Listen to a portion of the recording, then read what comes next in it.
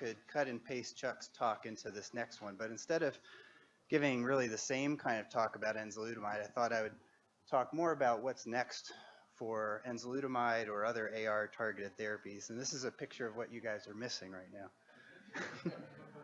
This is right outside our hotel. So here's what I'll cover in 15 minutes is an overview of enzalutamide data that exists right now, but not very long on that.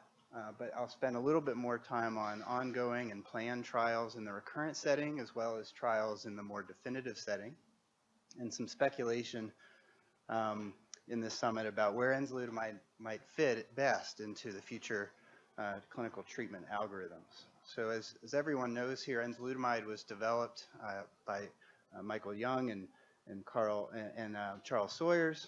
We know that enzalutamide is a second-generation AR antagonist. It reduces AR nuclear translocation, but doesn't completely abolish it. As you can see in this little figure there, there's still some nuclear AR signaling present, even in the presence of enzalutamide, and so perhaps that was an early signal that there's still some AR variants in the system. But in the early preclinical models, enzalutamide did not demonstrate any agonistic properties, unlike bicalutamide, and improved survival and progression in these preclinical models, and was thus developed through phase 1 and then jumped right to phase 3 trials. And so the AFFIRM trial, really just summarized here, was the first phase 3 trial in the post-chemotherapy setting.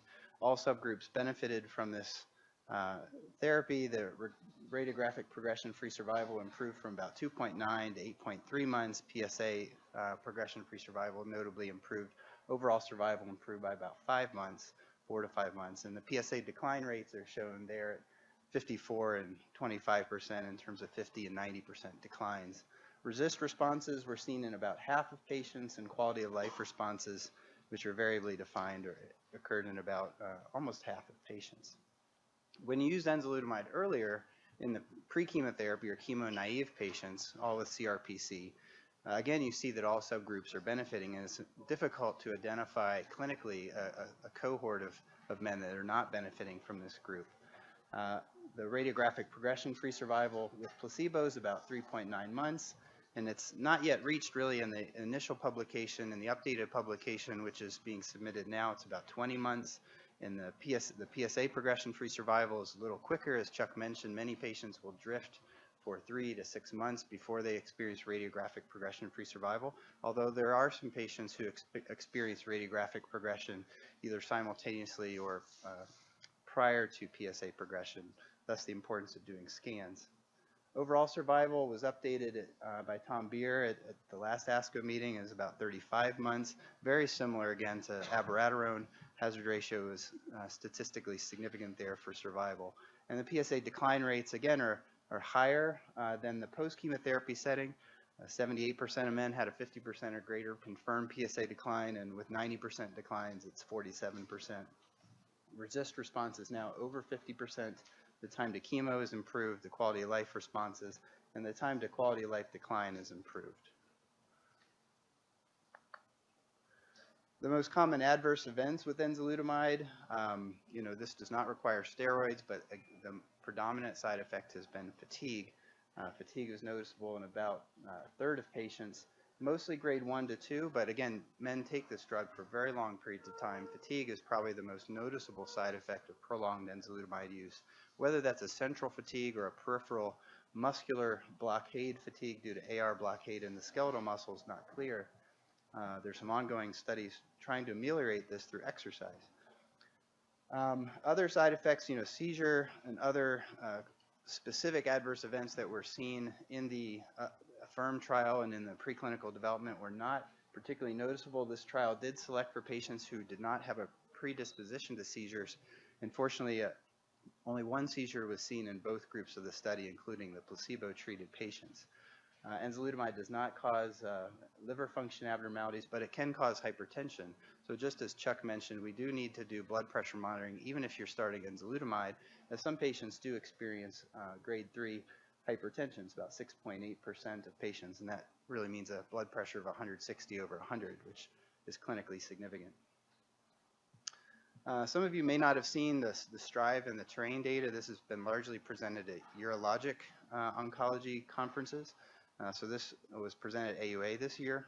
This was the first really active comparator to enzalutamide, which was against bicalutamide. Think of STRIVE as being much like PREVAIL, but perhaps a little earlier. It did enroll M0 patients in addition to M1. They were all chemotherapy naive, castrate resistant patients, randomized 1-to-1 to bicalutamide or enzalutamide at the standard FDA approved doses. And in this trial, it was not a survival trial. It was a radiographic and composite progression-free survival trial. So the patients in this study largely were M1, but about 35% were M0. So this is the first reported study in the M0 patient population. Median PSA was much lower, as you can see, than in PREVAIL, which was much lower than AFFIRM. So this is really the earliest use of enzalutamide in a reported trial in CRPC. The alkaline phosphatase was largely normal. Most of these patients had normal functional status and were asymptomatic. The progression-free survival with enzalutamide was improved over bicalutamide, and this, bicalutamide was still an active agent, very similar to prednisone. If you look at the Cougar 302 data, the progression-free survival is about 6 months or so with prednisone. Placebo, if you remember, in the PREVAIL was about 3 to 4 months. So, bicalutamide had about a 2-month additional progression-free survival benefit, but there are still some patients who, going out beyond even 2 years who are on bicalutamide, suggesting that it's still a very active agent. Enzalutamide, the progression-free survival was about, again, 19-20 months. Similar results were reported in Terrain. This was presented in Europe, 375 patient study, all M1, but head-to-head against bicalutamide, and really very similar results, a nearly tripling of progression-free survival with a hazard ratio of 0.44. Here's the Terrain data. If you haven't seen this, it's very similar to the STRIVE data. Here are the PSA waterfall plots for bicalutamide. So you can really identify about half the patients have some decline in PSA. About a third have a greater than 50% PSA response, and about 9% have a more dramatic response. With enzalutamide, most of the waterfall is going downhill, and only about 5 to 10% have primary refractory disease in this early disease setting. Here's some of the secondary outcomes with STRIVE, and so this is really describing the delay in progression-free survival, median time to PSA, and PSA response rates. And again, the side effects, if you look at fatigue, you do see more noticeable fatigue with enzalutamide compared with bicalutamide. So some of the major questions that come out of this study is if bicalutamide does work, and we don't know that enzalutamide improves survival here, would it be reasonable to try a cheaper generic alternative? If patients fail that, then you can always use enzalutamide on label. That question's not been answered. Because of the side effect, it's a reasonable choice for some men, particularly who want to defer the fatigue that is noticeable with enzalutamide. Hypertension, again, more noticeable with enzalutamide, 12% all grade, but most of the other side effects were very similar, and there were not seizures observed in this study. So the conclusions of the CRPC trials reported so far with enzalutamide is that there is a significant delay in progression, both PSA, clinical, and radiographic, and the subsequent need for chemotherapy, which I didn't show, but has been also reported, just like Chuck showed with abiraterone. The earlier use does seem to lead to more prolonged progression-free survival, perhaps because of the lesser tumor heterogeneity with the earlier use and the less DNA damage, the fewer mutations that occur over time. There are higher response rates. It remains unclear, though, if the earlier use, such as in the M0 setting, will translate into improved survival versus the standard NCCN guidelines, which really recommend for M1 disease. So now to enzalutamide monotherapy. This was Matt Smith's initial paper and is in phase 3 trials right now. The theoretical advantages of using this without ADT are that obviously there's no ADT. It's perhaps less toxic, although we don't know that. It's easier to administer, and for intermittent therapy, the reversal is relatively fast, unlike stopping ADT, which may take 6, 12, 24 months to resolve to non-castrate levels, so you could consider intermittent therapy. The disadvantages are gynecomastia, so the unopposed estrogen and androgens that actually go up with enzalutamide monotherapy lead to a predominance of gynecomastia in these patients, so prophylactic radiation may be needed. Unclear if it's equally efficacious, and there's older data with flutamide and other first-generation anti-androgens that really did not demonstrate any superior efficacy to ADT alone.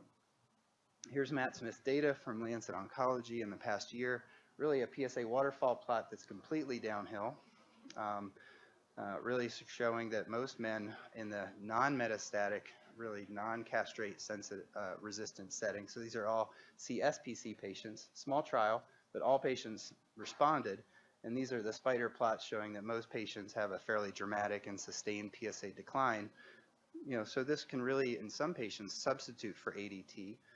90% PSA decline was seen in over 90% of patients. 49% achieved an undetectable PSA. Half the patients had resist responses, mostly soft tissue, lymph nodes. You do see testosterone rise about twofold with enzalutamide monotherapy, and about a third of patients have clinically significant gynecomastia.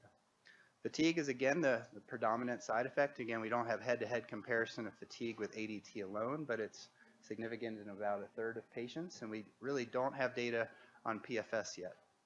So the EMBARK trial, which I'll cover, is really comparing ADT with enzalutamide versus the combination of those two groups to really answer these questions of durability, which is much more important than a short-term PSA decline. So working group 3 is really defining multiple disease states now, and enzalutamide has really covered most of these red bars in the CRPC setting.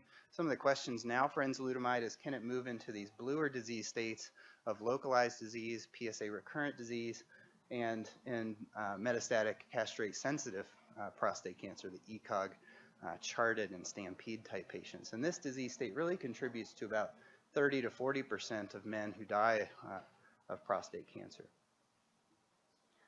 And so here's some of the ongoing trials of enzalutamide. Probably the top priority one in the country is the Alliance NCI Cooperative Group study of Enza plus or minus Abi. It's really asking the question, does the addition of abiraterone to enzalutamide with ADT prolong survival? It's not a progression-free survival endpoint, which would really not answer that question. It's looking at whether combination therapy, as opposed to standard of care, what we're doing now in the clinic would be sequential monotherapy, can improve survival. There's been almost 600 patients enrolled in this trial. It's looking at a hazard ratio of 0.77. The trial is rich in correlative sciences, including potential predictive markers, imaging, serum, androgens, circulating DNA and RNA. The PROSPER study is another pivotal study. It's a phase 3, 1,560 patient study, just M0 patients. So really trying to move on from the STRIVE trial, which only enrolled less than 100 M0 patients, with a metastasis-free survival endpoint. Now MFS has really never been approved by the FDA before. It's a novel endpoint. It's really the time to either metastasis or death. There is a concern, obviously, that maybe metastasis-free survival is not an appropriate endpoint, that overall survival should be the endpoint, and overall survival is a key secondary endpoint in this trial. The question becomes, if you delay metastasis-free survival but patients still die at the same time point, is early enzalutamide just costing our country more and just adding to toxicity? And so you could say the same for Spartan and the ODM 201 trials, which really have the same design. The EMBARK trial is really the new combined androgen blockade trial. So it's Enza monotherapy versus Enza ADT versus ADT. And these are high-risk M0 CSPC patients, very large study. Again, an MFS endpoint. Same criticism would be of the MFS endpoint here, but this trial would obviously take a much longer time period to get to overall survival. In the metastatic CSPC, so think of the charted and stampede patients, the new, one of the ongoing studies now is ENZAMET, which is essentially standard of care plus minus Enza in that setting. So that's addressing an induction enzalutamide, docetaxel, and ADT versus the standard of care ADT plus minus docetaxel. The PRESIDE trial, this is largely a European study, and is asking the question, much like we've not asked for ADT, is does continuation of Enza beyond progression, does full-length AR suppression have a clinical benefit when you're switching to docetaxel? And so it would be great to ask that with ADT. We kind of think we know the answer, but have never done the randomized discontinuation study.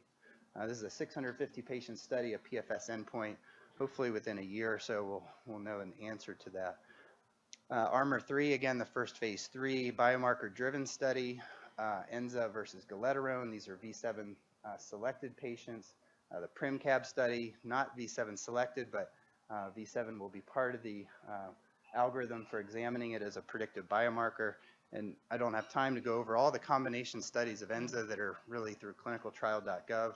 Pembrolizumab, radium, docetaxel, cabazitaxel, niclosamide, PI3 kinase inhibitor, retreatment with enzalutamide, Prostvac, SARC, MEC, cyclic bipolar androgens, which I think is talked about on Sunday, mifepristone, which is a GR-PR antagonist, exercise to improve the toxicities, and the bromodomain inhibitors. I'm sure I left something out there, though.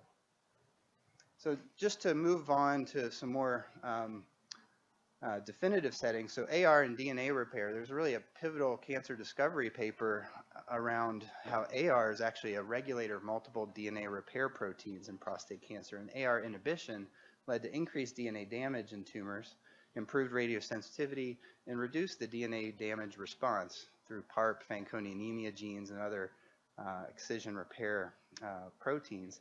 There's the suggestion that ADT may selectively benefit men who have high AR activity that's persistent in tumors, and there's some recent data from the Sawyer's lab just this few weeks ago suggesting that radiation itself may induce AR expression, and this is associated with radiation resistance. So just to go with that, there's some ongoing studies of actually curative intent enzalutamide. So this is not palliative enzalutamide, this is enzalutamide with the goal of improving cure rates in the localized setting. One study we're doing is called STREAM. It's ADT, enzalutamide, and salvage radiation. It's a multi-center consortium trial. It will be complete next month. Hopkins is doing a similar one, but with enzalutamide monotherapy versus radiation alone.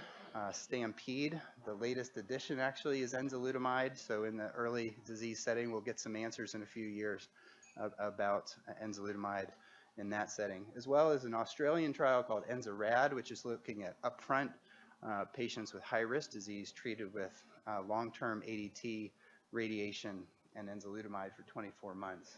Primary endpoint here is actually overall survival. And then Mary Ellen Taplin has developed some very elegant pharmacodynamic trials of neoadjuvant enzalutamide, ARN 509, abiraterone. Really the question becomes, what is the development strategy? What are the endpoints to get approval in the neoadjuvant setting? We don't really have FDA approval around a pathologic or near pathologic CR in that setting, unlike breast cancer yet. This is just our STREAM trial. Again, it's 6 months of ADT with enzalutamide, with salvage radiation in men who have failed and have a rising PSA after radical prostatectomy. So just to finish, I talked about this at PCF, is the problem of ENZA resistance. It's about 10% in the chemo-naive setting as primary resistance, but it's inevitable. It's universal in men who fail and with acquired resistance with a median time of about 20 months. This cross-resistance, as Chuck mentioned, is also the majority of patients, about 2/3 in the post-ABI setting, don't respond to enzalutamide. And so I'm not going to go into this. Emmanuel's shown this, and it's published now very well that ARV7 is a ligand-independent biomarker, is strongly associated with primary resistance to enzalutamide and ABI. There's some suggestion that it may occur over time as a contributor to acquired resistance. This acquired resistance, you can graph patients according to their PSA declines, and you can see some slow drifters and then the long-term responders. And the question becomes, is the AR variant contributing to this? There's a number of trials and data that are emerging, as Mary Ellen suggested, that it's not just the variants, but tumor heterogeneity, the neuroendocrine transformation, AR amplification itself, immunologic escape, non-canonical signaling that may touch on AR or independent of AR. This is just a brief summary of some of the published clinically relevant mutational pathways that may be important in developing ENZA-resistant. GR overexpression, non-canonical Wnt signaling, an elegant paper in Science just about a month or two ago from Dan Haber's lab looking at individual CTCs and finding upregulations of the non-canonical Wnt signaling pathway. We have a poster presentation on Sunday on snail, which I'm not going to go into right now, as well as the variants. Later on today, we're going to talk on neuroendocrine prostate cancer, and I just bring this up that the question always is, if we use these drugs early, are we going to create a more vicious tumor later? And this gets into the question of, is neuroendocrine prostate cancer increasing with potent AR inhibition? On the left side here is the West Coast Dream Team's survey of CRPC patients, largely in the post-Abi-Enza setting. And actually, this is the East Coast, and this is the West Coast on the right-hand side. So on the West Coast, these are patients that are largely Abi-Enza naive. Most of these patients have a histology that's in blue, that's typical adenocarcinoma, and a minority of these patients had small cell or mixtures of hybrid tumors. On the right side are mostly prior Abi-Enza patients, 70%. And here you see a smattering of neuroendocrine or intermediate adenocarcinomas, which Jyoti is going to go into later on today, suggesting that as you progress through the treatment spectrum with potent AR inhibition, you start to see differences in divergent histology, which carries a less favorable prognosis. We're trying to characterize this in a PCF Movember effort. This is a large challenge grant that we're doing across 5 different centers where we're characterizing both the V7 assays, EPIC, the Hopkins assay, as well as some other homegrown assays.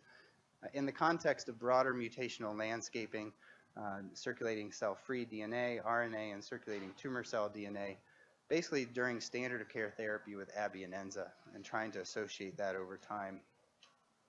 So in conclusion, Enza has had unprecedented success in improving survival in men with castration-resistant prostate cancer. The goal has really been met to delay progression and the need for chemotherapy, maintaining quality of life and reduce disease burden, but we are dealing with that inevitable progression right now, which the next speaker will cover. The earlier use of enzalutamide in curative settings is reasonable to study given this efficacy and possible radiosensitization effects, but in men not cured by early treatment, will emergent enza-resistant clones be more challenging to treat? And I would suggest very likely the answer is yes. And so we've not sufficiently addressed enzalutamide resistance. The biomarkers are needed, as Chuck mentioned, and Mary Ellen, and we need predictive biomarkers to optimize our therapies. So I'll take questions, and then we'll move on to the next. Great. Thank you, Andy. Any questions? Plenty of time for questions.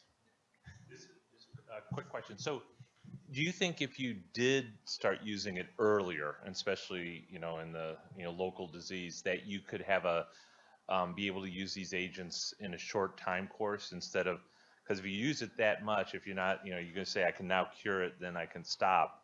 Do you think you can get to that point, or is it just starting it longer and being on the therapy? It's a great question. I mean, women with breast cancer are commonly treated with tamoxifen now 10 years, and we're seeing long-term cures with that setting. I think we should be asking those questions. Adjuvant to prostatectomy, for example. Just don't know. Do you worry at all about as I do, about the compensatory increase in testosterone that can occur in these patients with intact LHRH axes? Yeah, you may need to use ADT, which when you use ADT, you don't get the gynecomastia. So right, and then the question of intermittent hormonal therapy is still kind of up in the air, I think, for the rising PSA patients, or whether that they need any ADT at all. And so, what are your thoughts on, if you're going to do enzalutamide or other AR targeted therapies in that setting, whether that would need to be continuous, or should we do? I mean, that seems like a long time. Yeah, I hope it's not continuous. I would love to see this trials of very potent intermittent therapy. When you're on it, you're really on it. When you're off it, you're really on a vacation. So yeah, we have to do those studies. Yeah, it's really an impressive list of acronyms and study names. Oh yeah. This has got to be the best I've ever seen. They're good apps. Good apps for acronyms. Yeah, so, whoever makes those up is probably getting a nice bonus.